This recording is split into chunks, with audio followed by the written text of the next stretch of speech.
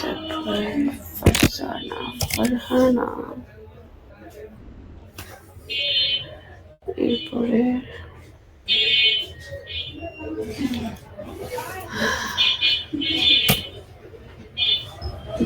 আসসালামু আলাইকুম ম্যাডাম, আপনি কেমন আছেন? ওয়ালাইকুম আসসালাম। এই তো মোটামুটি আছি আর কি। ওই বিপদ আসলে সব একসাথে আসে তো, এটা হচ্ছে হুম। সমস্যা। কি চিন্তা করেন থাকেন না কেন?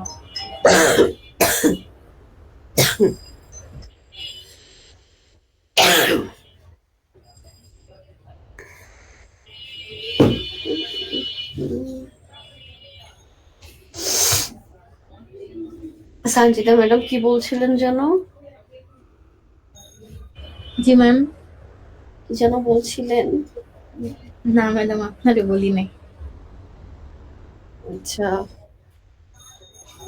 ম্যাডামের প্লাটিলেট কাউন্ট কেমন এখন? না এখন ভালো আছে মোটামুটি। লাস্ট যখন করেছিলাম ভালোই তো বললো। কি যেন কত ডিজিটের সংখ্যা যেন বললো, ভুলে গেছি। আসলে ওইটা বেশি ফ্যাক্ট না, ফ্যাক্ট হচ্ছে যে জ্বর হওয়ার পরে না শরীর অনেক বেশি কেমন যেন, এখন সিমটমটা হচ্ছে অনেক বেশি দুর্বল লাগে। আই মিন অনেক কাজ করি যে তা না,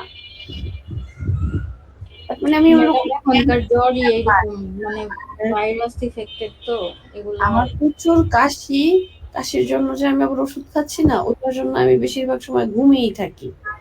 তো ওইটা আমি এর জন্য আর কি নিতে পারছিলাম না। তার উপর আবার অফিসে কাজ বেশি, হুম। অনেকদিন ছুটি কাটাইছি, 1 সপ্তাহের মতো ছুটি কাটাইছি। আবার ব্যাচ ঢুকছে, এগুলো নিয়ে আর কি অনেক প্যারায় আছি। ছিলাম তখন আর কোনো ছিল না। আমাকে সকাল থেকে বলতেছে যে মেসেজ দিতে, আমি সময়ই পাই নাই। আপনিও মেসেজ দিছেন, আমি দেখি নাই। হ্যাঁ। কিভাবে দেখবো সারাদিন এত এত লার্নারের মেসেজ, গ্রুপের মেসেজ, সব একদম একাকার হয়ে থাকে।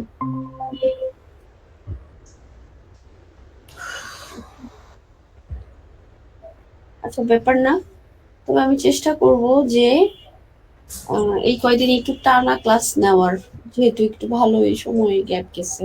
ওকে। আসসালামু আলাইকুম ম্যাম। সেশনটা কমপ্লিট হইলে ম্যাডাম অনেক বড় একটা টেনশন মুক্ত হবো। অনেক দিন যাবত এটা টানতেছি, আর ভালো লাগতেছি না ম্যাডাম। এটা আমি বুঝি, আপনার প্যারাটা আমি সবচেয়ে বেশি ভালো বুঝি। তার চেয়ে বড় কথা আপনি আমার রেসপন্সিবিলিটিতে আসছেন, এটা আমার জন্য আসলে একটু খুবই, আসলে কি বলবো, আমারও বলার ভাষা নেই। না ম্যাম, ইনশাল্লাহ আপনিও সুস্থ থাকেন, দোয়া করি।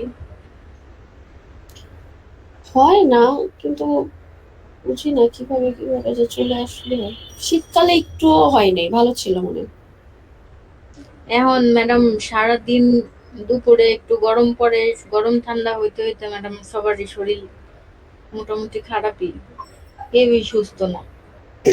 ফারজানা ম্যাডাম, কি অবস্থা? জি আলহামদুলিল্লাহ ভালো। আপনি খুব ভালো আছেন, মানে সুস্থ আছেন? আমি আগে থেকে আলহামদুলিল্লাহ কিছুটা ভালো আছি, আচ্ছা, এই আর কি।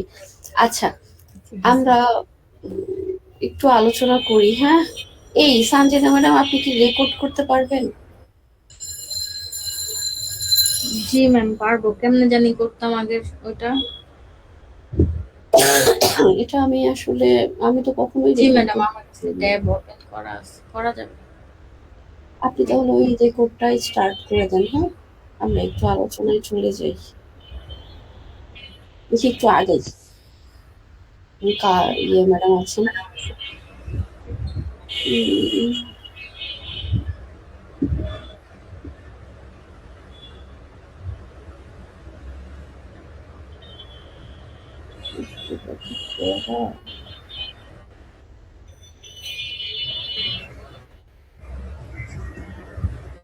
আমি সব অ্যালার্ম বন্ধ করে রাখছিলাম কেন জানি, টেরই পাইনি।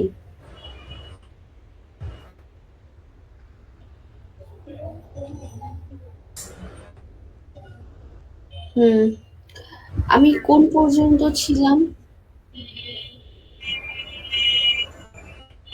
4 নাম্বার ক্লাস করিয়েছিলেন, কম্পিটেন্সির টপিকটা পড়িয়েছিলেন। কম্পিটেন্সি টাইপস, ক্যাটাগরি বা ক্যাটাগরি কি ফিচার অফ কম্পিটেন্সি এখান থেকে করেছেন। Difference between competency and skill, হুম, একদম লাস্টে গিয়ে different components for an industry, competency standard, range of variable. হুম। আচ্ছা, কত পেজ পর্যন্ত কোনো কি আইডিয়া আছে? এগুলো পড়িয়েছি কি? এই যে ডাইমেনশন। হ্যাঁ, এটা পড়িয়েছিলেন। জি ম্যাম, আপনি হচ্ছে এই যে ডাইমেনশন অফ কম্পিটেন্সি পর্যন্তই পড়িয়েছিলেন। এরপরে ডাইমেনশন হচ্ছে যে ওই পরের পৃষ্ঠায় যে কম্পিটেন্সি স্ট্যান্ডার্ড এইটার আগে পর্যন্ত আর কি এক্সাম্পল পড়িয়ে এসেছি। 57 পেজ পর্যন্ত, 57 পেজ। 57, হ্যাঁ ম্যাম। 57 পেজ পর্যন্ত চলে গেছি। ও মাই গড, 57 পেজ। এগুলো সব শেষ? কোয়ালিটি অ্যাসিউরেন্স, আরটিও না এগুলো সব শেষ? না না, কোয়ালিটি অ্যাসুরেন্স 57 পর্যন্ত। 57 পর্যন্ত পড়াইলে তো আর এই বইয়ে কিছু থাকেই না।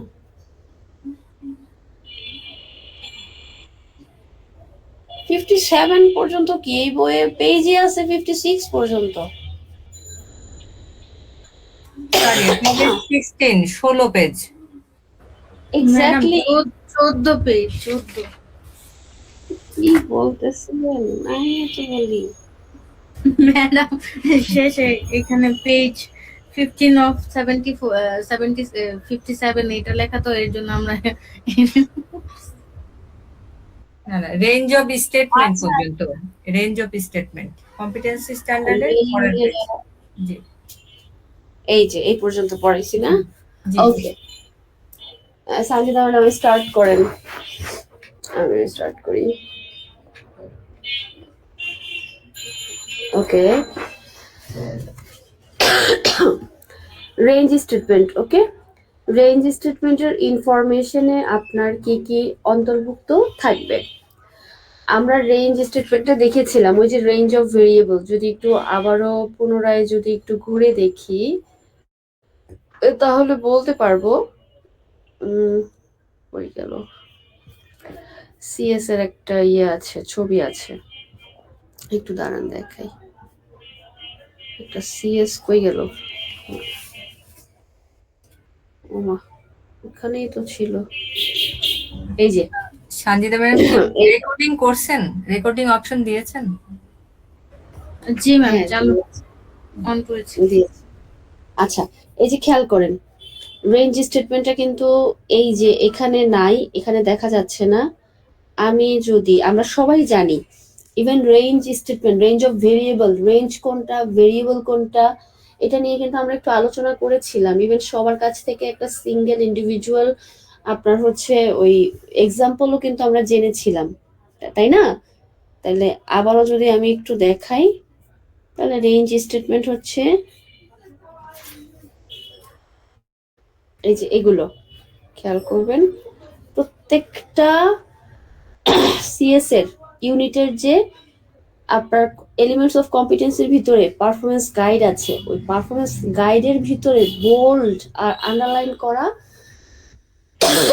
যে ওয়ার্ডগুলো আছে ওগুলোকে আমরা কি বলবো? Range of variable. Range of variable, এই ওয়ার্ডগুলো দ্বারা আমরা বুঝতে পারি যে এগুলো এখানেই সীমাবদ্ধতা না, এর আরো কি সীমা আছে। এটা প্রত্যেকটারই আপনার হচ্ছে একটা ভেরিয়েবল থাকে এবং এর রেঞ্জ আরো আছে। ওকে, তাহলে এইবার আমার রেঞ্জ অফ স্টেটমেন্টে বা রেঞ্জ স্টেটমেন্টে আমি কি কি ইনফরমেশন গুলো অন্তর্ভুক্ত করতে পারবো? রেঞ্জ রেঞ্জ স্টেটমেন্টে আমি চাইলেই তো আমার মন মতো কোনো ইনফরমেশন দিতে পারবো না, তাই না? আমি আপনাদের মনে রাখার জন্য বলেছিলাম যে যত ধরনের টাইপস, ক্যাটাগরি বা বাংলা যদি বলি প্রকারভেদ এগুলো আছে, সবগুলো আমার রেঞ্জ স্টেটমেন্টে অন্তর্ভুক্ত হবে, রেঞ্জ স্টেটমেন্টের আওতায় থাকবে। ওকে, এখানে দেখেন দেওয়াই আছে যে legislation such as occupational safety and health. অস কি আপনার ছোট একটা বিষয় না, তাহলে অস সম্পর্কে যে বিষয়গুলো বলা থাকবে আপনি চাইলে ওইটাও রেঞ্জ অফ ভেরিয়েবলে ভোল্ড করে রাখতে পারেন, কারণ অস কথাটা কিন্তু মানে কথাটা ওয়ার্ডটা ছোট কিন্তু এটা কিন্তু পরিসরটা অনেক বড়। ওকে, তারপরে দেখেন the range of equipment, tools, process and procedure. The range of equipment, the range of equipment, tools, process and procedure। তাহলে কোনো একটা টুলস, ইকুইপমেন্ট বা কোনো একটা পদ্ধতি, কোনো একটা প্রসিডিউর যদি থাকে তাহলে সেটা সম্পর্কে আমরা এখানে রাখবো। কোনখানে? এই যে রেঞ্জ অফ ভেরিয়েবলে। ধরেন টুলস কথাটা দিলাম, টুলস কথাটা দেওয়ার পরে কি কি টুলস আছে? টুলস কথাটা আপনার ভেরিয়েবল, তাহলে এই টুলস কথাটার কি কি রেঞ্জ আছে, কি কি ধরনের টুলস আছে, ওই নামগুলো দিয়ে দিলেই কিন্তু এটা রেঞ্জ হয়ে যাবে। তাহলে রেঞ্জ অফ ভেরিয়েবল। তারপরে দেখেন special characteristics and needs of the learner group. যদি কোনো লার্নারদের স্পেশাল যদি কোনো নিড থাকে বা ক্যারেক্টারিস্টিক্স থাকে তখন সেই ক্ষেত্রে সেটা। পার্টিকুলার লোকেশন, একটা নির্দিষ্ট স্থান সম্পর্কে আপনার রেঞ্জ অফ ভেরিয়েবলে উল্লেখ থাকতে পারে। The range of applications arising from particular quality assurance system। তাহলে কোয়ালিটি অ্যাসুরেন্স যে সিস্টেমগুলো আছে না আমাদের, কোয়ালিটি অ্যাসিওর করার জন্য যদি কোনো সিস্টেম থাকে তাহলে সেই বিষয়গুলো আমরা এখানে অন্তর্ভুক্ত করতে পারবো। ক্লিয়ার? জি ম্যাম। এখানে প্রশ্নটা এরকম আসে যে রেঞ্জ স্টেটমেন্টে আপনার কি কি ইনফরমেশন অন্তর্ভুক্ত থাকে, রেঞ্জ স্টেটমেন্টে কি কি ইনফরমেশন থাকে রেঞ্জ স্টেটমেন্টে, তখন আপনার এই যে এখানে যেভাবে পয়েন্ট আকারে বিষয়গুলো আছে এই বিষয়গুলোই আপনার দিয়ে দিতে হবে। ওকে, তাহলে এটা কিন্তু আপনার একটা প্রশ্নই যে রেঞ্জ স্টেটমেন্টে আপনার কি কি ইনফরমেশন অন্তর্ভুক্ত থাকে। হয়তো আমি এখন একদম সোজাভাবে বলতেছি, ওরা হয়তো সোজাভাবে নাও বলতে পারে। এখনকার প্রশ্নের প্যাটার্নটা হচ্ছে গিয়ে আপনার মানে প্রশ্ন অনেক বড় থাকে, যা দরকার তা হচ্ছে শেষে থাকে, আবার অনেক সময় শুরুতে থাকে, আবার অনেক সময় মাঝখানে থাকে। তার মানে এটাই হচ্ছে আপনার প্রশ্নটা আগে সবার আগে পড়তে হবে ভালো করে, ভালো করে পড়ার পরে তারপরে হচ্ছে গিয়ে আপনার কি করতে হবে?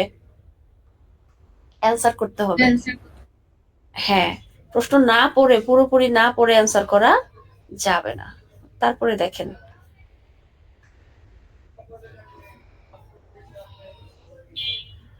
এখানে একটু খেয়াল করি, সেটা বলছে যে ইন্ডিভিজুয়াল ডিফারেন্স। ইন্ডিভিজুয়াল ডিফারেন্স বলতে কি বুঝি আমরা? কিছু কি বুঝি? আমাদের ভিতরে ডিফারেন্ট টাইপস অফ লার্নার থাকতে পারে না? ডিফারেন্ট টাইপস অফ লার্নার থাকতে পারে। ইভেন আমরা এখন এখানে 4-5 জন যতজন মানুষই আছি প্রত্যেকের নিডস বলেন, প্রত্যেকের মানে দেখতে বলেন বা চাহিদা বলেন, যাই বলেন না কেন এক এক রকম। প্রত্যেকটা মানুষের ক্যারেক্টারিস্টিক্সও এক এক রকম। ইভেন প্রত্যেকটা মানুষের অ্যাডাপ্টেবিলিটি যে ক্ষমতাটা এটাও কিন্তু এক এক রকম। আপনি যা পারবেন তা কিন্তু আমি নাও পারতে পারি, বুঝতে পারছেন? তো এখানেই বলছে যে মানে এরকম টাইপের মানুষ কিরকম হতে পারে, কত ধরনের ইন্ডিভিজুয়াল ডিফারেন্স, কি কি ধরনের ডিফারেন্স হইতে পারে, কি কি টাইপের মানুষ থাকতে পারে। দেখেন কারো লার্নিং ডিফিকাল্টিস থাকতে পারে, কারো শিখার সমস্যা থাকতে পারে, লিটারেসি আর নিউমেরিসি নিরক্ষরতা এবং গণনার ক্ষেত্রে আপনার হচ্ছে গিয়ে সমস্যা থাকতে পারে। কেউ কেউ হচ্ছে গিয়ে শিখতেই পারে মানে বলতেই পারে না, কোনো কিছু ভালো মতো একদমই পারে না, এ টাইপের হইতে পারে। Cultural background, image and perception. দেখেন তার কালচারাল ব্যাকগ্রাউন্ডটা আলাদা হইতে পারে, যেমন ধর্মীয় হইতে পারে, ধর্মীয় যে ব্যাকগ্রাউন্ডটা এটা আলাদা হইতে পারে। তার দেখার যে চিন্তা শক্তি, তার দৃষ্টিভঙ্গি, তার চিন্তা ভাবনা আলাদা হইতে পারে প্রত্যেকটা মানুষের। সোশিও ইকোনমিক ব্যাকগ্রাউন্ড, তার আর্থিক অবস্থা ভালোও হতে পারে, তার আর্থিক অবস্থা খারাপও হতে পারে। এটা তারা বোঝাচ্ছে যে আমাদের লার্নাররা কিরকম হতে পারে, কি কি টাইপের লার্নার আমাদের থাকতে পারে, কি কি টাইপের লার্নার আমরা ফেস করতে পারি। এইজ, জেন্ডার আপনার ভেদাভেদ থাকতে পারে। রিলিজিয়াস প্র্যাকটিস আপনার আলাদা থাকতে পারে, কেউ হচ্ছে গিয়ে হিন্দু ধর্ম, তারপরে খ্রিস্টিয়ান, মুসলমান, মানে তারপরে আরো যা যা আছে সব ধরনেরই হতে পারে।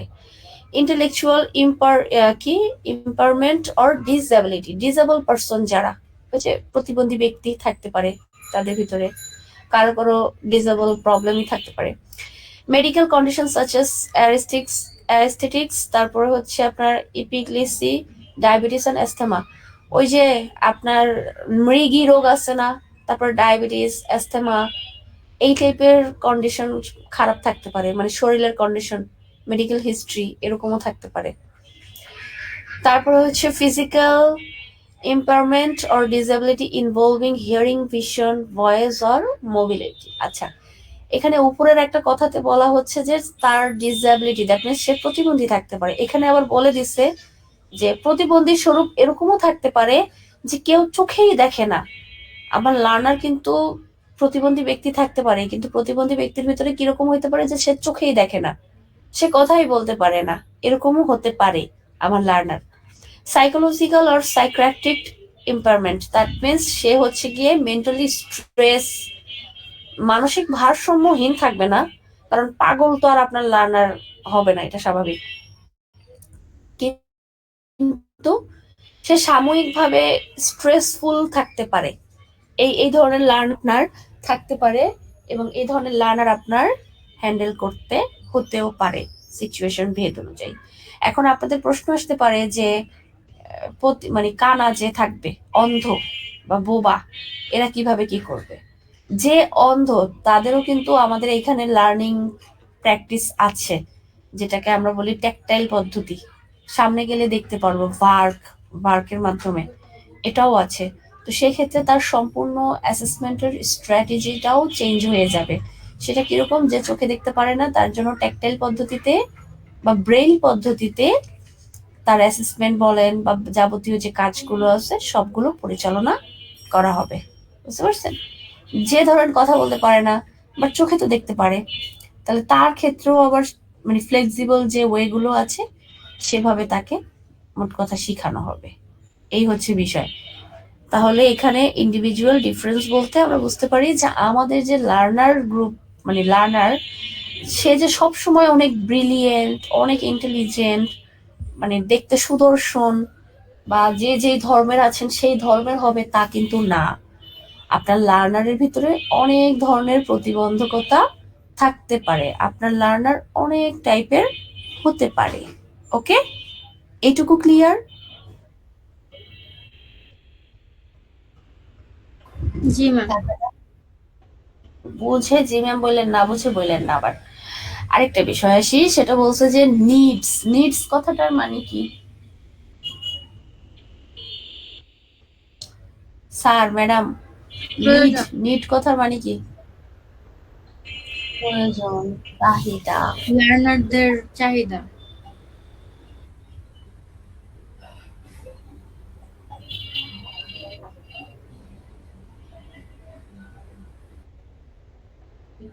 চাহিদার উপর ভিত্তি করে, হ্যাঁ, আপনার লার্নারের যে নিড আছে কত ধরনের হইতে পারে বলেন তো সঞ্জিদা ম্যাডাম, এটা আপনার পারার কথা। সঞ্জিদা ম্যাডাম, ম্যাডাম, নিড আপনার পারার কথা। নিড কয় ধরনের? ম্যাডাম বলতে পারছি না। সুমিত স্যার,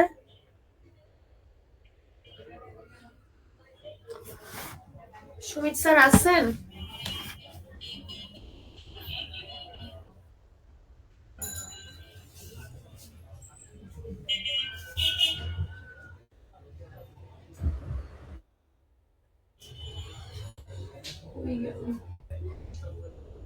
সুমিত স্যার কি আছেন?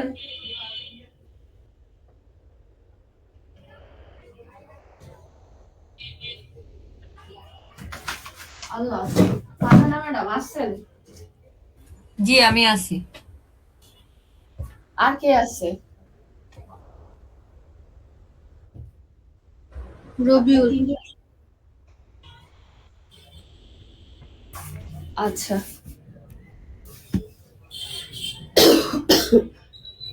নিড আমাদের তিন প্রকার। ওকে, পার্টিকুলার নিড, স্পেশাল নিড, আরেকটা হচ্ছে স্পেসিফিক নিড। কয় ধরনের? 3 ধরনের। ধরনের। 3 ধরনের, পার্টিকুলার নিড, স্পেশাল নিড, আরেকটা হচ্ছে স্পেসিফিক নিড। পার্টিকুলার নিড বলতে কি বুঝি? একটা নির্দিষ্ট গোষ্ঠী, একটা নির্দিষ্ট গোষ্ঠী বা গ্রুপের জন্য যে চাহিদাটা প্রয়োজন, ওইটাকে আমরা পার্টিকুলার নিড হিসেবে গণনা করব। তাহলে পার্টিকুলার নিডের আন্ডারে, পার্টিকুলার নিডের অন্তর্ভুক্ত কারা কারা, এটা একটা প্রশ্ন থাকতে পারে। এটা আপনার রিটেনও আসতে পারে, আবার দেখা গেছে যে আপনার এমসিকিউতেও আসতে পারে যে নিচের কোনগুলো পার্টিকুলার নিডের অন্তর্ভুক্ত, কোনটা। এখানে দেখেন বলছে ওমেন ওয়ার আন্ডার রিপ্রেজেন্টেড।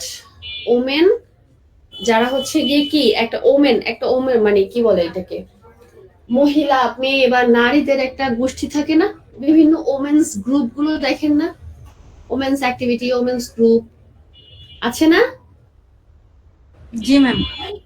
এটা একটা গ্রুপ। মোট কথা আপনার পার্টিকুলার নিড হইতে হলে অবশ্যই একটা গোষ্ঠী, একটা মানে গ্রুপ হইতে হবে। একটা ওকে, বিশেষ শ্রেণীর মধ্যে থাকবে। হ্যাঁ।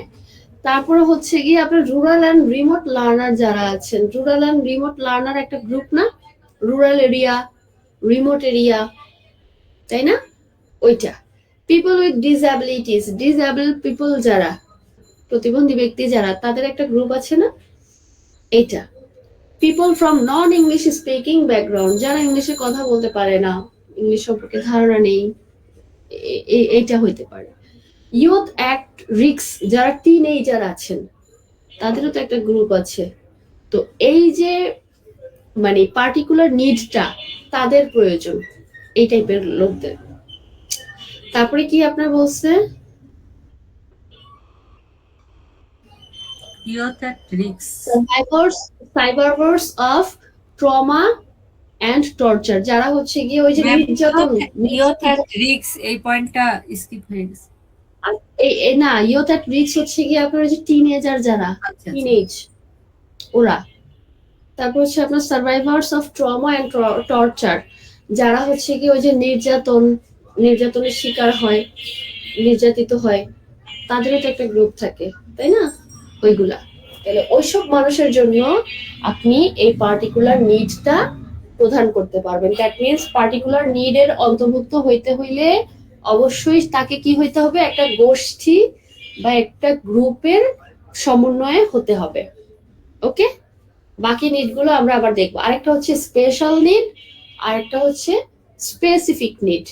স্পেসিফিক হচ্ছে গিয়ে একটা নির্দিষ্ট ব্যক্তির জন্য স্পেসিফিক করে কোনো একটা চাহিদা যদি থাকে, এটা। আর স্পেশাল নিডটা হচ্ছে আমাদের স্পেশাল পার্সনদের জন্য, স্পেশাল পার্সন বলতে যারা প্রতিবন্ধী ব্যক্তি আছেন তাদের জন্য। তাহলে স্পেসিফিক নিডটা কেমন হতে পারে? স্পেসিফিক বলতে ধরেন অনেকের মধ্যে একজনের মানে একটু চোখে দেখতে সমস্যা হইতে পারে, তাহলে তাকে একটু কি করব, সবসময় সামনে বসতে দিব, তাহলে এটা তার জন্য স্পেসিফিক। শীত লাগতেছে, তাহলে তাকে একটু কর্নারে পাঠিয়ে দিব। গরম লাগতেছে, তাকে একটু সামনে ফ্যানের নিচে ফ্যান বরাবর বসতে দিব, এই টাইপের। আর স্পেশাল যেটা, এটা হচ্ছে প্রতিবন্ধী ব্যক্তিদের জন্য, সবার জন্য মোটামুটি একটা ইয়ে করা যায়, কিন্তু প্রতিবন্ধী ব্যক্তিদের জন্য আর কি বিশেষভাবে উল্লেখিত। ওকে, এটুকু ক্লিয়ার? এবার দেখেন, আপনার ধরেন কোনো একটা বিপদ হলো, আপনার একটা সাপোর্ট প্রয়োজন। এখন এই বিপদ কিন্তু সবসময় সবখানে না। আপনি পরীক্ষার সেন্টারে আসলেন পরীক্ষা দিতে, এখন এই ক্ষেত্রে এই অবস্থায় আপনাকে কে কে কোন পার্সন গুলো আপনার সাপোর্টিভ পার্সন হিসেবে কাজ করতে পারে? ফার্স্ট অফ অল হচ্ছে আপনার ফ্যামিলি মেম্বার্স হতে পারে। আপনার ফ্যামিলি মেম্বার, আপনি অ্যাসেসমেন্টের দিন ধরেন অসুস্থ ফিল করছেন, কিন্তু তারপরে কোনো মতে সামহাও আপনি আসছেন, তো এই ক্ষেত্রে আপনি কি করতে পারবেন, আপনার যে ফ্যামিলি মেম্বার আছে তাকে আপনি সাথে করে নিয়ে আসতে পারেন অ্যাজ এ সাপোর্ট পার্সন হিসেবে। আপনার যদি শরীর খারাপ করে, সে আপনার পাশে থাকলো, বসলো, ইন্টারপ্রেটার হিসেবে কাজ করতে পারলো, অনুমতি নিয়ে অবশ্যই, তারপরে এই কাজগুলো করতে পারলো। Government officers in specialist support service, government officers in specialist support service, সরকারি কর্মকর্তা বা কর্মচারীগণ আপনার সাপোর্টিভ পারসন হতে পারে। পিয়ার সাপোর্ট, পিয়ার পিয়ার বলতে আপনার কলিগও হইতে পারে, আবার দেখা গেছে অ্যাসেসমেন্টের দিন আপনার অ্যাসেসরও কিন্তু আপনার পিয়ার অ্যাসেসর হইতে পারে। ওকে, তারপরে ইন্টারপ্রেটার, আপনার ধরেন লিখতে সমস্যা বলতে মানে বা বলতে সমস্যা, বুঝাইতে সমস্যা, কোনো একটা কিছু সমস্যা আপনি ফেস করছেন, তো সেই ক্ষেত্রে আপনাকে একটা ইন্টারপ্রেটার প্রোভাইড করা যেতে পারে। কমিউনিটি রিপ্রেজেন্টেটিভস, কমিউনিটি থেকে আপনার যদি কোনো মানে ইয়ে থাকে, তাহলে ওই কমিউনিটি থেকে আপনার রিপ্রেজেন্টেটিভস এসে আপনার বিষয়টা বুঝাবে, আপনাকে সাপোর্ট দেবে। কোনো একটা নোট টেকার হইতে পারে, টেকনিক্যাল সাপোর্ট হইতে পারে, তারপরে আপনার অ্যাডমিনিস্ট্রেটিভ পার্সোনেলের কোনো ব্যক্তি হইতে পারে, স্টুডেন্ট কাউন্সিলর্স হইতে পারে, ইকুইটি লিয়াজো যে অফিসাররা আছেন কোনো একটা প্রতিষ্ঠানের সুবিধা অসুবিধা যেসব দেখে, এই টাইপের লিয়াজো অফিসাররা যদি থাকেন, তারা আপনার সাপোর্টিভ পারসন হিসেবে আপনার যখন সাপোর্ট প্রয়োজন হবে তখন কি করতে পারে, আপনাকে সাপোর্ট দিতে পারে। ক্লিয়ার? জি ম্যাম।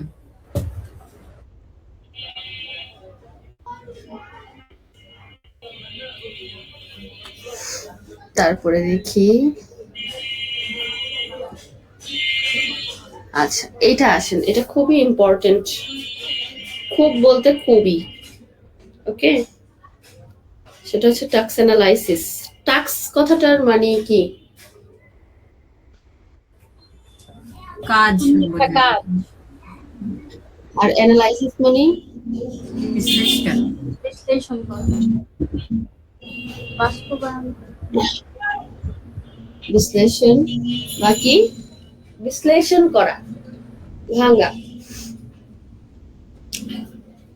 টাস্ক হচ্ছে তাহলে কাজ, অ্যানালাইসিস হচ্ছে কি আপনার বিশ্লেষণ। হ্যাঁ বাবা বলেন, বলেন।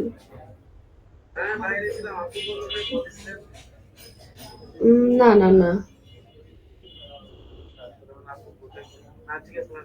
ওকে ওকে।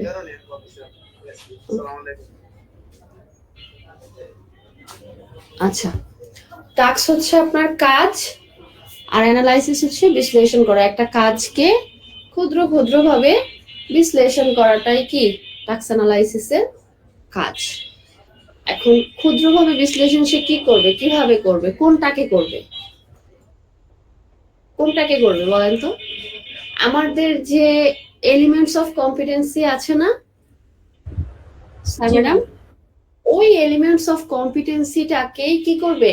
মোট কথা হচ্ছে আমার একটা টাস্ক করতে গেলে, একটা কাজ করতে গেলে, আমরা পড়েছি না ওই যে একটা সিএস কি পরিমাণ নলেজ স্কিল লাগবে, তার লিখিত বিবরণকে সিএস বলে।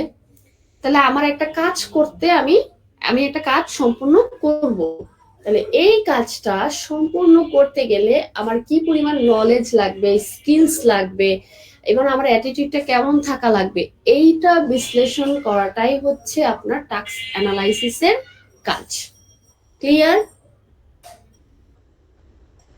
আমি একটা কাজ করব, ধরেন আমি আজকে আপনাদেরকে কি বলে, আমি ধরেন আপনাদেরকে ডিম ভাজা শেখাবো। তাহলে ডিম ভাজা শিখাইতে গেলে তাহলে আমার ডিম সম্পর্কে আগে ধারণা রাখতে হবে, ধরেন কোনটা ফ্রেশ ডিম, কোনটা হচ্ছে গিয়ে আপনার ফ্রেশ না, ফ্রেশ বা ফ্রেশ না কিভাবে আমি বুঝবো। তারপরে ডিম ধরেন কত ধরনের আছে, হাঁসের ডিম, মুরগির ডিম, কোয়েল পাখির ডিম, বুঝতে পারছেন, ধরেন এটা বললাম। তারপর হচ্ছে গিয়ে আপনার ডিম আমরা কত ধরনের কত রকম ভাবে ভাজতে পারি, ওইটা, এই প্রসেসগুলা, তাহলে এটা আপনার একটা নলেজ, তাই না? তাহলে এবার বলছি স্কিলস, তাহলে ডিম ভাজতে গেলে আপনার কি করতে হবে, ওই যে দক্ষতাটা, স্কিলস, কাজের যে প্রসিডিউরটা ওইটা। এবার অ্যাটিটিউডটা হইতে পারে এরকম যে ওই কাজ করতে গেলে, ডিম ভাজতে গেলে হয়তো কোনো একটা তেল আপনার ছিটকা চলে আসতে পারে, তো সেই ক্ষেত্রে আপনার অবশ্যই মানে সেফটি নিশ্চিত করার জন্য আপনার অ্যাপ্রন পড়তে হবে, এবং সেফটি শু বা যেভাবে আপনার নিজেকে নিরাপদ রাখা যায় সেই বিষয়গুলো আর কি পরিধান করে রাখতে হবে। তাহলে ডিম ভাজাটা আমার কাজ। এই ডিম ভাজাটাকে সুস্থভাবে একদম মানে সম্পূর্ণ করার জন্য, সুষ্ঠুভাবে সম্পূর্ণ করার জন্য আমার কি পরিমাণ নলেজ, স্কিল, অ্যাটিটিউড লাগতেছে, আমি এটাকে পুঙ্খানুপুঙ্খ বিশ্লেষণ করাটাই হচ্ছে আমার টাস্ক অ্যানালাইসিসের কাজ। আমি কি বুঝাইতে পারছি? জি ম্যাডাম, জি বুঝতে পারছি। আচ্ছা,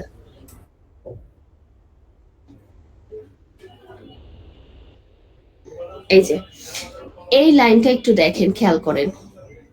এই লাইনটা যদি একটু খেয়াল করেন তাহলে আপনি দেখতে পারবেন যে task analysis involves taking a complex process, complex জটিল প্রসেস, একটা জটিল ব্যবস্থা, okay, and breaking it down into a series, এবং এই জটিলটাকে আপনার কি করবে, ব্রেক ডাউন করবে একটা সিরিজে, সিরিজ অফ সিম্পল স্টেপস, একটা সিম্পল স্টেপসে কাজটাকে কি করে নিবে, সে ব্রেক ডাউন নিবে to complete the task successfully. তাহলে কাজটা সাকসেসফুলি কমপ্লিট করার জন্য সে কি করে নিবে, ভেঙে নিবে।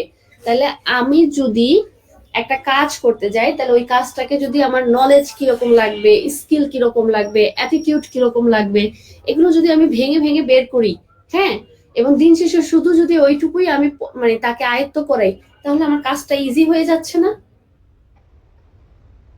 ম্যাডাম? তাহলে আপনাকে যদি টাস্ক অ্যানালাইসিস বলতে কি বোঝেন যদি বলে, তাহলে আপনি এখানে এই ডেফিনেশনটা ইউজ করতে পারেন, যে একটা টাস্ককে কমপ্লেক্স প্রসেস থেকে কি করবে, এটাকে ব্রেক ডাউন করবে একটা সিরিজ বা একটা সিম্পল স্টেপসে, কেন, কাজটাকে সাকসেসফুলি কমপ্লিট করার জন্য। এটাকে আমরা টাস্ক অ্যানালাইসিস বলবো। এইটার উপরে কিন্তু আমাদের একটা এভিডেন্স আছে, এভিডেন্স, ওকে। এখন এখানে একটা প্রশ্ন আসে, বলছে যে একজন ট্রেনার যখন একটা টাস্ক অ্যানালাইসিস করবে, একজন ট্রেনার তার লার্নারদের জন্য কি নোট তৈরি করে, ওকে, ওইটাকেই বলছে যে একজন ট্রেনার যখন টাস্ক অ্যানালাইসিস করবে তখন তার কোন কোন দিকগুলো বিবেচনা করে অ্যানালাইসিস করতে হয়।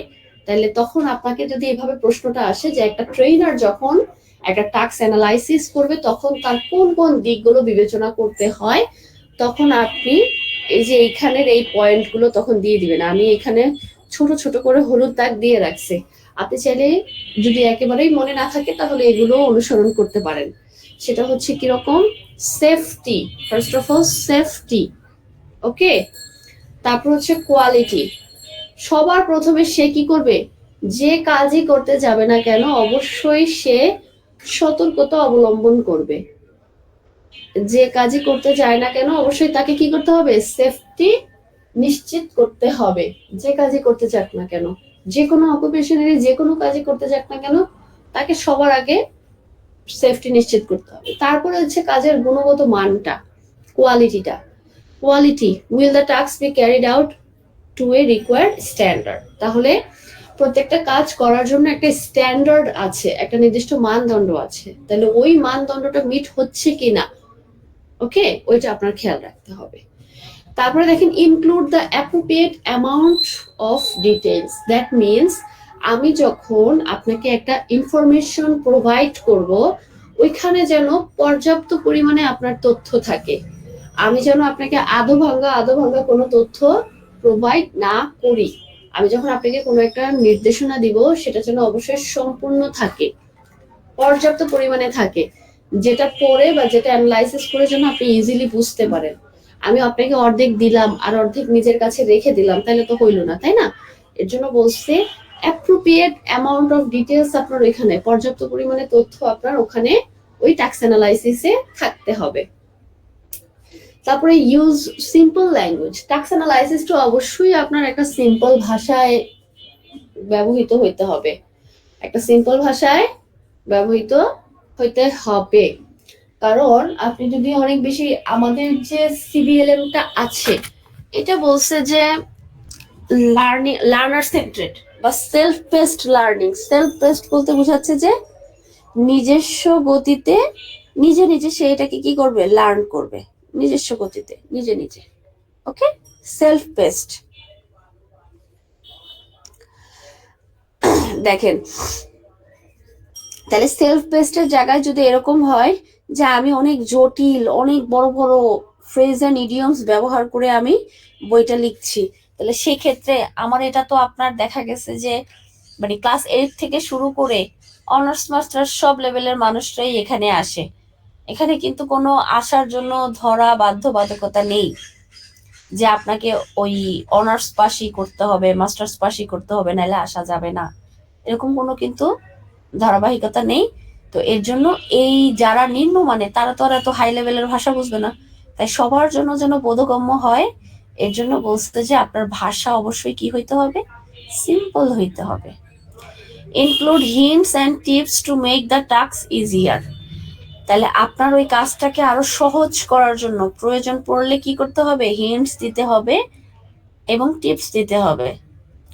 Use any graphical AIDS that increase understanding. তাহলে আপনার কি করতে হবে বলেন তো, গ্রাফিক্যাল এইড ইউজ করতে হবে। এনি গ্রাফিক্যাল এইড, আপনার গ্রাফিক্যাল এইড বলতে এখানে বোঝাচ্ছে ওই যে ভিডিও, কোনো একটা ছবি, কোনো একটা ডায়াগ্রাম, এই টাইপের জিনিস আপনি যদি ইউজ করেন তখন দেখা গেছে যে লার্নাররা মানে বুঝতেও সহজ হয়, তাদের অ্যাটেনশনটাও আপনার অনেক সময় দেখা গেছে যে মানে গেইন করে রাখা যায়। বুঝতে পারছেন? কোনো একটা ভিডিও দেখলে, কোনো একটা ইয়ে দেখলে এটা ওরাও আর কি একটু মানে মনোরঞ্জন পায়। ওকে, এইটুকু ক্লিয়ার? জি ma'am. Sir madam? Yes, ma'am. Ma'am আচ্ছা, আসি ম্যাম, আসসালামু আলাইকুম এরপরে ম্যাম। দেখেন যে কারিকুলাম ডকুমেন্টস এখানে আছে। কারিকুলাম ডকুমেন্টস এটার আরেকটা নাম আছে, সেটাকে বলা হচ্ছে সিবিসি। বুঝি নাই, আমি কথা বুঝি নাই, আরেকবার কি একটু বলবেন?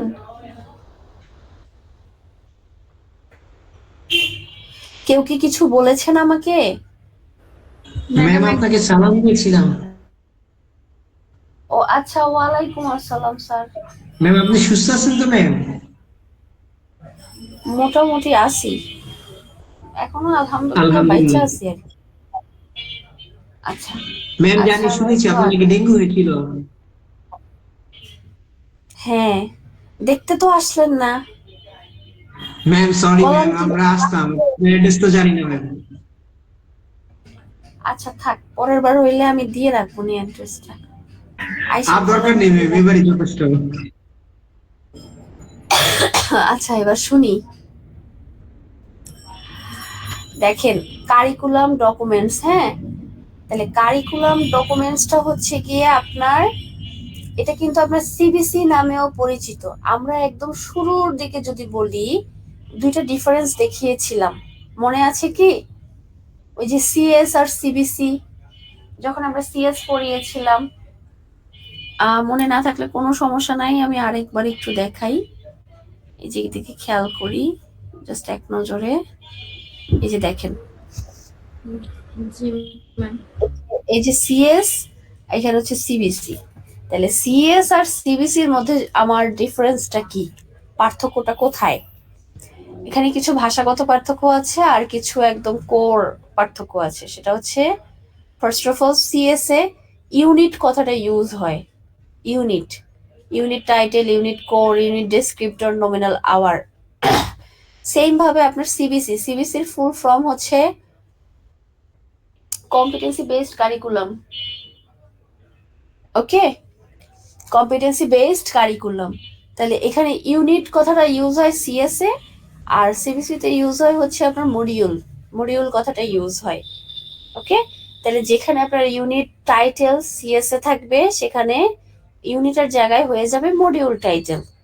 ওকে, ইউনিট কোড সিবিসি তে হবে মডিউল কোড, সিএস এ আপনার ইউনিট ডেসক্রিপ্টর, সিবিসি তে হবে আপনার মডিউল ডেসক্রিপ্টর। ওকে, সিএস এ আপনার নমিনাল আওয়ার, সিবিসি তে আপনার নমিনাল ডিউরেশন।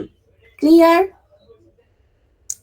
এগুলো হচ্ছে কমন। ম্যাম এবার আমরা জি ম্যাম। একটু প্রাইভেট, এটা হচ্ছে আপনার দেখেন পারফরমেন্স ক্রাইটেরিয়াটা, পারফরমেন্স ক্রাইটেরিয়াটা কোথায় পাওয়া যায়, কোথায় থাকে আমাকে একটু বলেন তো।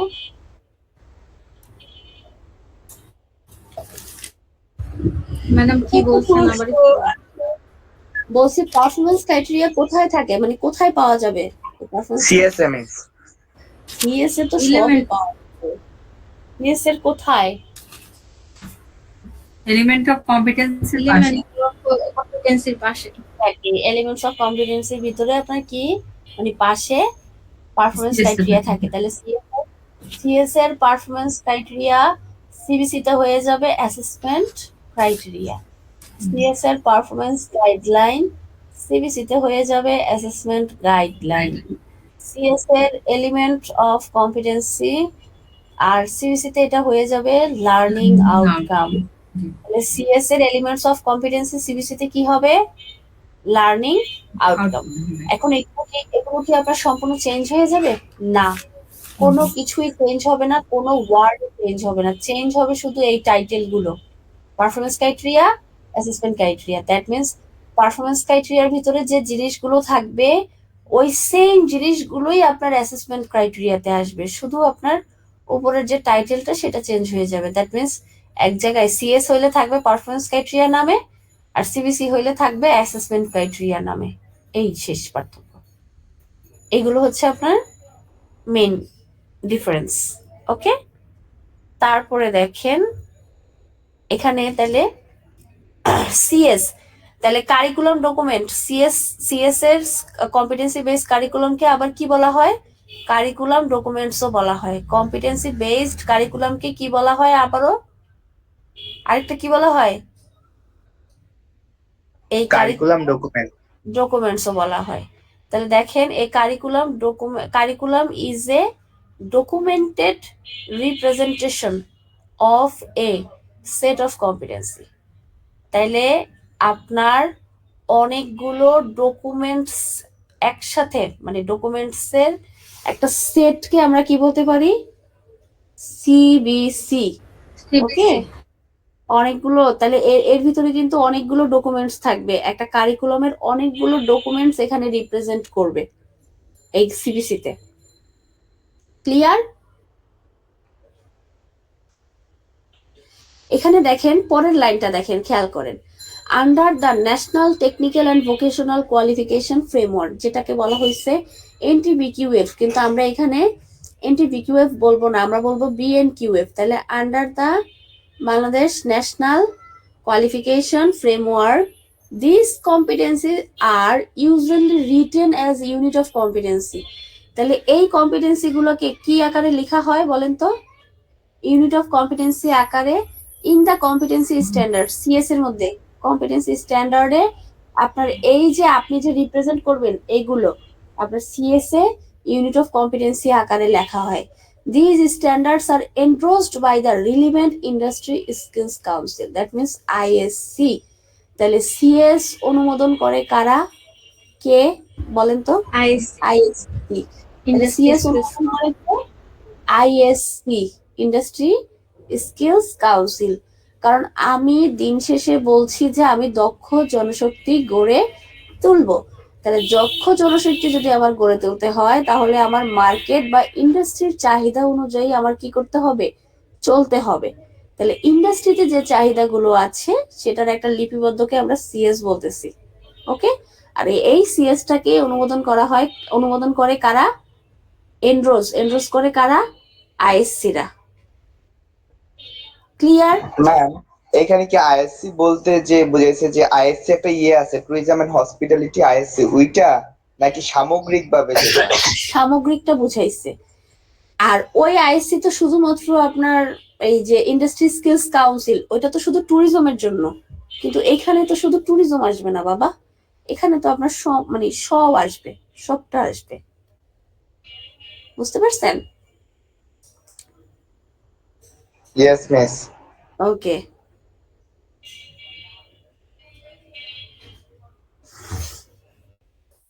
আচ্ছা এবার একটু আমরা এইটাই পড়ি। আমরা যখন সিএস পড়েছিলাম আমরা কিন্তু তখনও পড়েছিলাম যে একটা সিএস লিখতে গেলে কোন কোন ইনফরমেশন আপনার অন্তর্ভুক্ত করতে হয়। সেম ভাবে আপনার এই সিবিসির ক্ষেত্রেও আছে। একটা কারিকুলাম ডকুমেন্ট যখন আপনি তৈরি করবেন তখন কোন কোন ইনফরমেশন গুলো ওই কারিকুলাম ডকুমেন্টের ভিতরে আপনি অন্তর্ভুক্ত করবেন। দেখেন, the name and number of modules and unit of competency. আপনি যখন একটা সিভিসি তৈরি করবেন তখন অবশ্যই ওখানে কি করবেন, একটা নাম এবং নাম্বার দিবেন কোন ইউনিটের বা কোন মডিউলের। এইটা নমিনাল ডেলিভারি আওয়ার, আমরা কিন্তু সবাই নমিনাল ডেলিভারি আওয়ার সম্পর্কে অবগত, তাই ঠিক না? এটা কি? এটা হচ্ছে শিখনফল সময়। তারপরে দেখেন এর general description of the purpose of the module and unit of competency.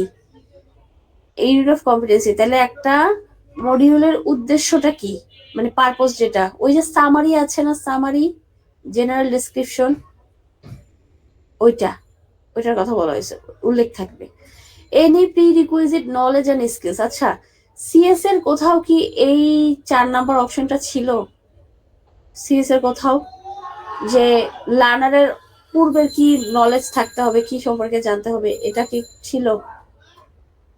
কিন্তু আমার এখানে আছে any prerequisite knowledge and skills. তাহলে লার্নারকে অবশ্যই হয়তো বা এসএসসি পাস হইতে হবে বা এইচএসসি পাস হইতে হবে, বা তার হচ্ছে গিয়ে স্পেশাল অন্য কোনো ইয়ে থাকলে সেটা থাকতে হবে। এই বিষয়টা relationship to the industry competency standard, এটার সাথে অবশ্যই কি ইন্ডাস্ট্রি কম্পিটেন্সি স্ট্যান্ডার্ডের সাথে কিন্তু এটা relevant. A summary of the content, পুরো কন্টেন্টের একটা সামারি থাকবে। আর a summary of the assessment প্রসেসটা কি? কন্টেন্ট বলতে আপনার এখানে কিন্তু বিষয়বস্তু বুঝাইছে, কোন কোন টপিক গুলো থাকবে ওইটা, ওকে। আর সামারি অফ দ্য অ্যাসেসমেন্ট বলতে আপনার বোঝাচ্ছে ওই যে অ্যাসেসমেন্টটা আপনার কিভাবে হবে, কোন কোন বিষয়গুলো ওখানে বেশি জোর দেওয়া হবে, নলেজের পার্টটা কোনটা হইতে পারে, স্কিলের পার্টটা কেমন হইতে পারে, এই বিষয়গুলা। A detailed description of the learning outcome that learners are expected to achieve. তাইলে লার্নিং আউটকামের একটা ডিটেলস ডেসক্রিপশন আপনার দেওয়া থাকবে। মোট কথা আপনি দিন শেষে কি কি অর্জন করতে পারবেন এই বিষয়গুলো আপনার ওখানে দেওয়া থাকবে, including each of the assessment criteria. তাহলে প্রত্যেকটা অ্যাসেসমেন্ট ক্রাইটেরিয়াও সেখানে কি থাকবে, অন্তর্ভুক্ত থাকবে। কারণ আমরা কি বলেছিলাম, যাহাই পারফরমেন্স ক্রাইটেরিয়া তাহাই কি assessment criteria. Clear? Sir madam আছেন? জি ম্যাম জি আছে। ম্যাম। জি মিস।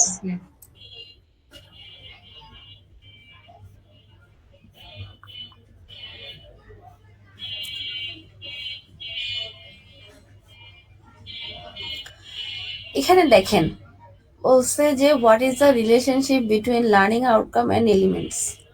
এই যে এখানে যতটুকু ইনফরমেশন দেখতেছেন, এখানে 3 ধরনের প্রশ্ন আসতে পারে আপনাকে এটাও বলতে পারে যে লার্নিং আউটকাম আর এলিমেন্টস এর মধ্যে পার্থক্য কি, বা আপনাকে শুধু বলতে পারে লার্নিং আউটকাম বলতে কি বুঝো, আবার শুধু বলতে পারে এলিমেন্টস অফ কম্পিটেন্সি বলতে কি বুঝো। বুঝতে পারছেন? তো আপনি যদি এই দুইটা বিষয় সম্পর্কে অবগত থাকেন তাহলে আপনি যেভাবেই বলুক না কেন, প্রশ্ন যেভাবেই করুক না কেন, আপনি অ্যান্সার করতে পারবেন।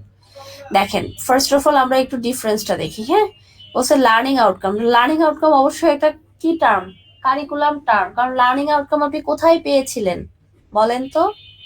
কোথায় লার্নিং আউটকাম কোথায় থাকবে? সিএসএ নাকি সিবিসি তে? সিবিসিতে। সিবিসিতে।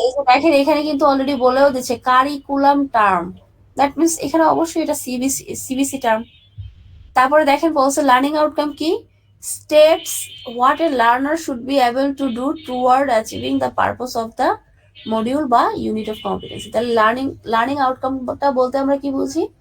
আমরা বুঝি যে অবশ্যই একটা লার্নার কি পারফর্ম করবে বা কি অর্জন করবে একটা মানে ইউনিট অফ কম্পিটেন্সি বা মডিউল থেকে, এইটা বুঝা। Relates to standard of competency identified by industry.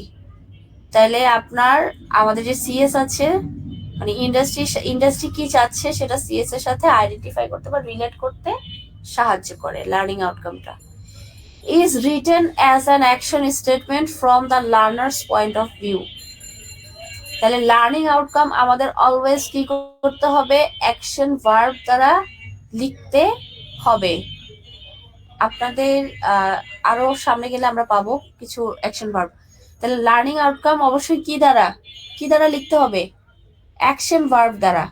যেমন পারফর্ম, তারপরে হচ্ছে গিয়ে মেজার, তারপরে হচ্ছে ক্রিয়েট, মানে এই টাইপের ওয়ার্ড দ্বারা আপনার স্টার্ট করতে হবে লার্নিং আউটকামটা অলওয়েজ। তারপর এলিমেন্টস অফ কম্পিটেন্সি হচ্ছে it is industry competency standard. তাহলে অবশ্যই এটা কি টার্ম? CS term. তারপর বলছে is the basic building block of A unit of competency. আমি কিন্তু একটা কথা বলেছিলাম একদম শুরুর দিকে যখন আমি সিএস বুঝাইছি, যে আমার ইউনিট অফ কম্পিটেন্সিটা হচ্ছে কি একটা বড় কাজ। হ্যাঁ, তাহলে একটা বড় কাজ আমি কিন্তু ধরেই করতে পারবো না। পারবো, কিন্তু আমরা অনেক দেখা গেছে সময় লাগবে, কষ্ট লাগবে এরকম।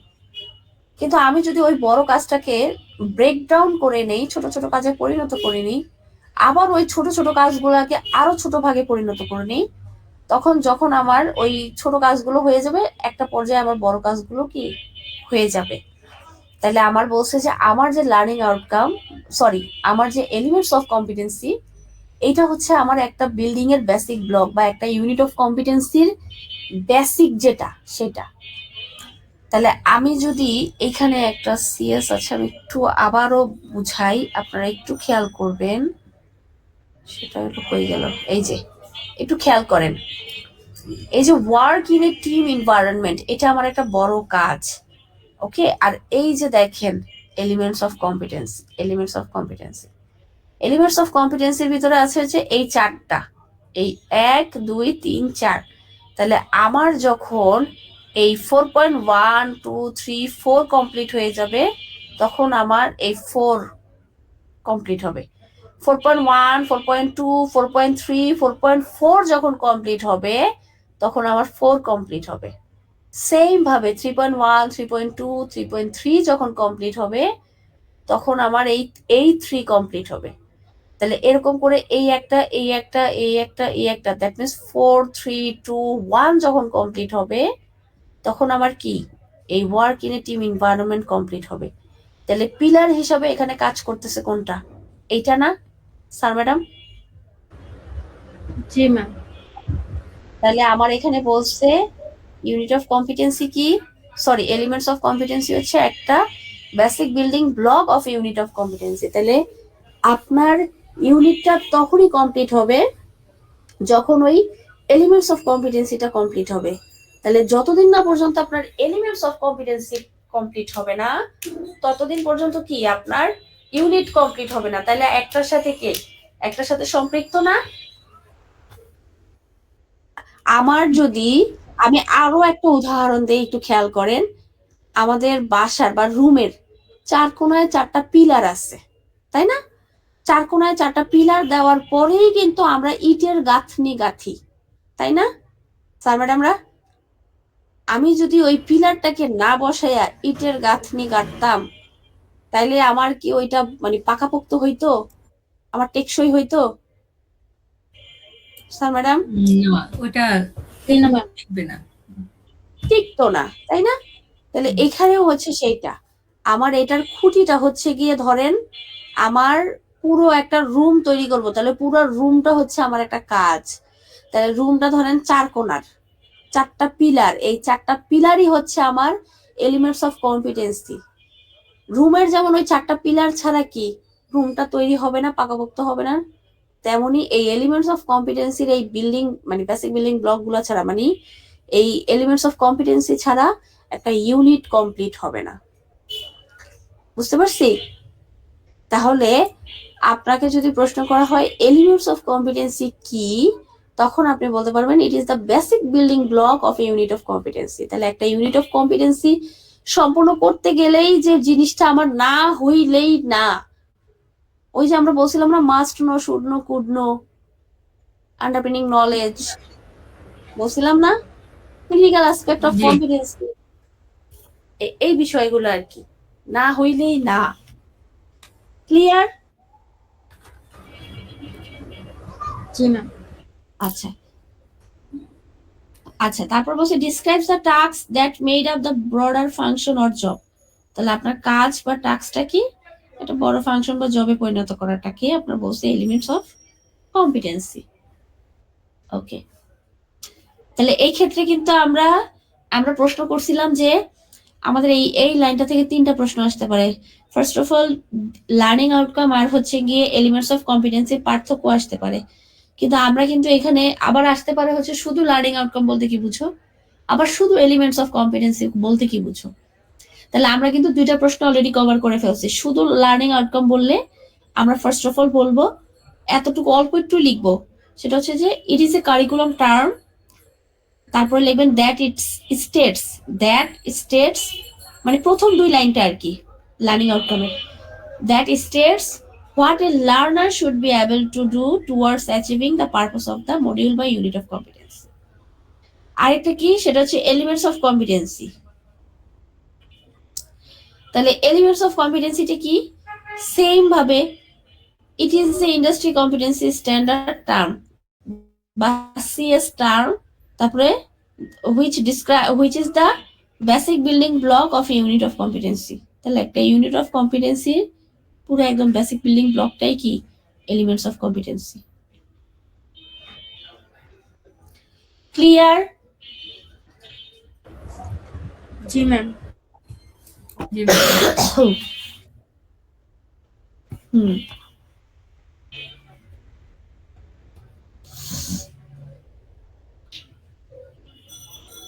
আচ্ছা, তাহলে এবার আপনাকে যদি, আপনি তো ইন্ডিভিজুয়াল পারতেছেন, তাহলে আপনাকে যদি এবার ডিফারেন্স বলে, পারবেন না? জি ম্যাম। ওখানে সংজ্ঞা থেকেই ডিফারেন্স গুলো বের করে নেওয়া যাবে। হ্যাঁ হ্যাঁ, আপনি এক পাশে লিখবেন লার্নিং আউটকাম, আরেক পাশে রাখবেন হচ্ছে এলিমেন্টস। তাহলে আপনি এক পাশে বলবেন এটা হচ্ছে একটা কারিকুলাম টার্ম, আরেক পাশে বলবেন এটা একটা ইন্ডাস্ট্রি কম্পিটেন্সি টার্ম বা সিএস টার্ম, এটা বললেও হবে। বা এটাও বলতে পারেন যে লার্নিং আউটকামটা হচ্ছে একটা সিবিসি টার্ম আর এলিমেন্টস অফ কম্পিটেন্সিটা হচ্ছে একটা সিএস টার্ম।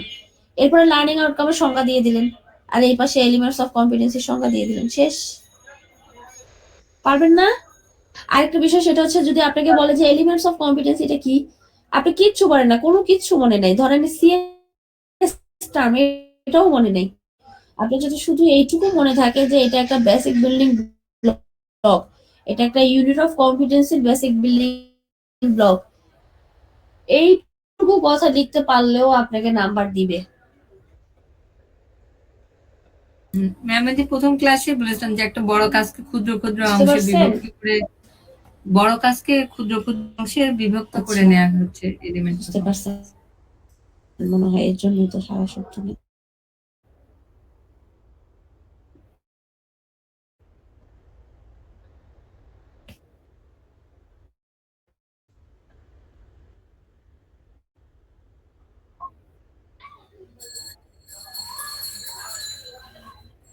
আচ্ছা, আমি কেউ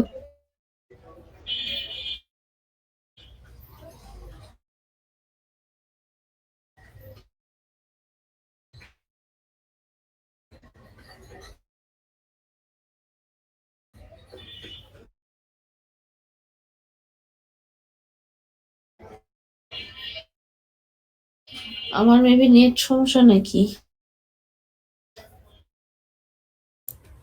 সবারই হচ্ছে ম্যাম, মাঝে মাঝে চলে যাচ্ছে আবার। ম্যাম কি শুনতে পাচ্ছেন?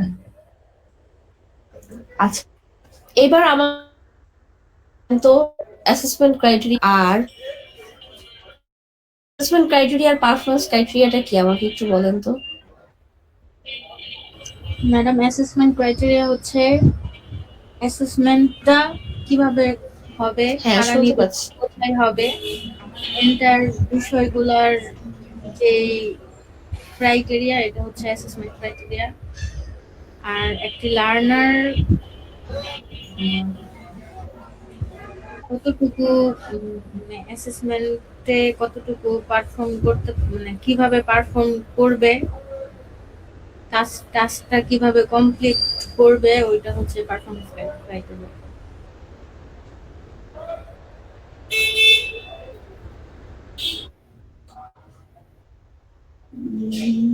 আমি কিছুই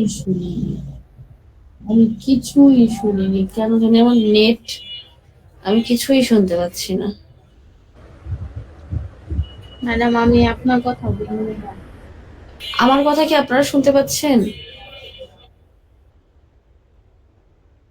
জি শোনা মিস, যায় এখন ম্যাম, তো শুনতে পাচ্ছি। মাঝে মাঝে কেটে যাচ্ছে।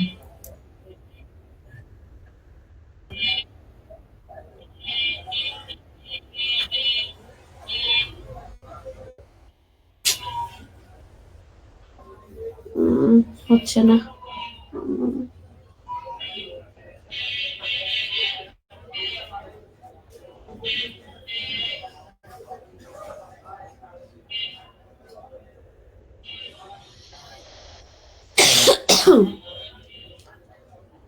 আচ্ছা, সমস্যা নাই। আমাদের মেবি কালকে এটা করে ফেলতে পারবো। অত বেশি আর নাই মেবি। হ্যাঁ, কালকে করে ফেলতে পারবো। কালকের মধ্যে এটা শেষ করে ফেলতে পারবো।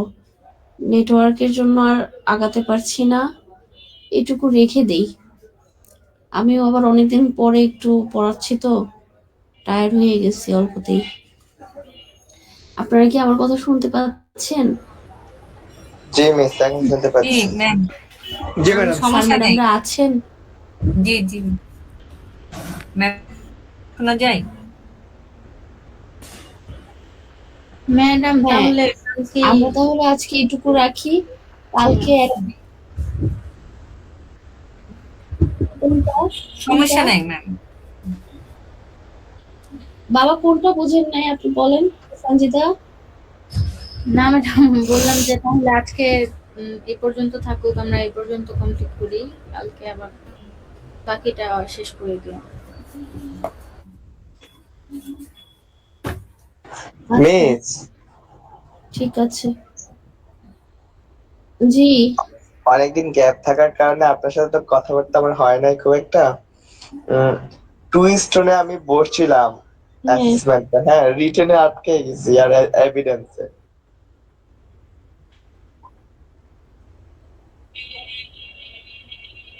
বসেছিলেন? হ্যাঁ, রিটেন আর এভিডেন্সে নট ইয়েট।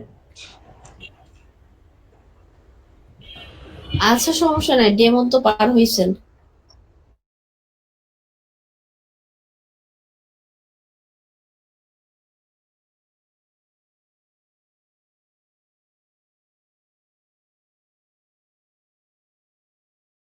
আচ্ছা, ঠিক আছে, সমস্যা নাই। আপনি আমাকে আবার আমার করেন, মতো আমি করে দেখে আপনার দিচ্ছি। প্রশ্নটা লিখি।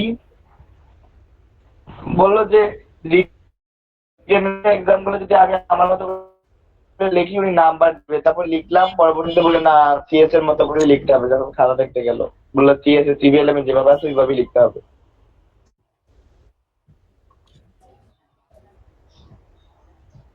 বুঝতে পারছি। আর এখন মিস আছি আসলে বান্দরবনে আছি সিসেপ ওয়েবের প্রজেক্টে।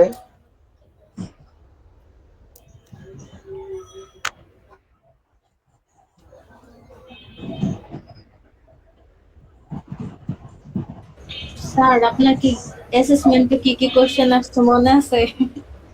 আমাদের সাথে না, শেয়ার করেন। জানুয়ারি মাসে দিছিলাম তো ভুলে গেছি। তারপর হচ্ছে গিয়ে আমার সিসেপ পিকেএসএফ এর লিড ট্রেনার হিসেবে আমি চলে গেছিলাম নরসিংদীতে। এখন সিসেপ ওয়েবের ট্রেনার হিসেবে আবার 4-5 পাঠা দিছে বান্দরবানে। তো আমি ওইটা নিয়ে আর কি অ্যাসেসমেন্ট পরে আর তেমন ধরতেই পারিনি সিবিএলএম বা সিবিটি এর যে বই বা ইয়েস। স্যালারি ওয়েবে আপনার লিড আপনার ট্রেনারের স্যালারি কত ধরছেন? সিসেট পিকেএসএফ আমি তো 25শে অক্টোবর ওই সার্কুলার হয়েছে, আমার বেতন ছিল 32,000 লিডে। আর অ্যাসোসিয়েট যারা তাদের ছিল 28,000, কিন্তু এটা এখন আপডেট করে লিডের 40 করছে আর অ্যাসোসিয়েটের 30 করছে। আর আমি এখন ফান্দে পড়ে গেছি। আমার তো আগেরটাই 32,000 টাকা ওয়াইয়ার থেকে অর্থ মন্ত্রণালয় থেকে বাজেট অনুমোদিত, এখন আমি ওইটাই তারপর ওইটা ছেড়ে সিসেপ ওয়েব আছে না, women entrepreneur association of Bangladesh, হ্যাঁ, হ্যাঁ, হ্যাঁ। ওইটাতেও সিলেক্ট হইলাম। তারপর ওইটাতে আবার আসলাম, এখন অ্যাসোসিয়েটে 30 আর লিডে হচ্ছে 40। বুঝতে পারছি। ব্যাপার না বাবা, শুরু করছেন তো, তো আস্তে আস্তে হবে ইনশাল্লাহ। পাঠাই দিছি ম্যাডাম বান্দরবানে, এই Caritas technical training centre CTTC তে। বান্দরবনের কোথায়? বান্দরবানে Ujanipara Caritas technical training centre. ও ব্যাপার না, সমস্যা নেই। দেখি উইয়েবের তো আপনার ওই যে অ্যাসোসিয়েট ছাড়ছে, আমি অ্যাপ্লাই করছি।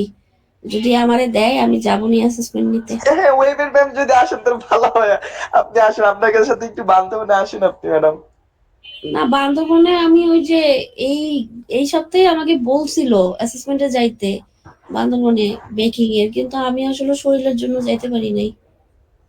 আচ্ছা মিস, আপনি সুস্থ হন, আমার ব্যাচের অ্যাসেসমেন্টে প্লিজ আসেন যদি দেয় ম্যাম। আল্লাহ আল্লাহ, কি বলে, আমি কি আর ওইভাবে পারবো নাকি রে বোকা? এটা তো আর ডিসাইড করার কেউ আমি না। বাট যদি আমার আপনার কাছে যদি ফোন যায়, ওয়েব থেকে যদি ফোন যায় না করে না আসেন ম্যাম, না, এখানে জায়গাটা এত সুন্দর। আমি জানি ওয়েবে আমাকে লোকেশন বলছে ঢাকার, তো তো আমি ঢাকা দিচ্ছি, আমি বান্দরবনেরটা দেই নাই। এখন বাকিটা জানি না আসলে কি করে। দেখি নেক্সট মান্থ বা নেক্সট মান্থের পরে আমাদের আমার ব্যাচের অ্যাসেসমেন্ট আসবে, তখন যদি দেয় ম্যাম আপনি না করেন না, নিয়েন। আচ্ছা আচ্ছা, সমস্যা নেই। বান্দরবন আমাকে আপনারটা না হোক, বাট যে কোনো ওইখানে ইনস্টিটিউট বললে আমি নিব না ইনশাল্লাহ। আপনি নিয়ে আমাকে প্লিজ জানেন জাস্ট বান্দরবান আসার আগে। আচ্ছা বাবা, আচ্ছা ঠিক আছে, ওকে। আচ্ছা ঠিক আছে, তাহলে সবাইকে শুভরাত্রি। আল্লাহ হাফেজ। আচ্ছা। এই কালকে আল্লাহ কিন্তু হাফেজ। ক্লাস হবে, আইসেন। ঠিক আছে মিস। ওকে, আসসালামু আলাইকুম সবাইকে। আসসালামু আলাইকুম ম্যাম।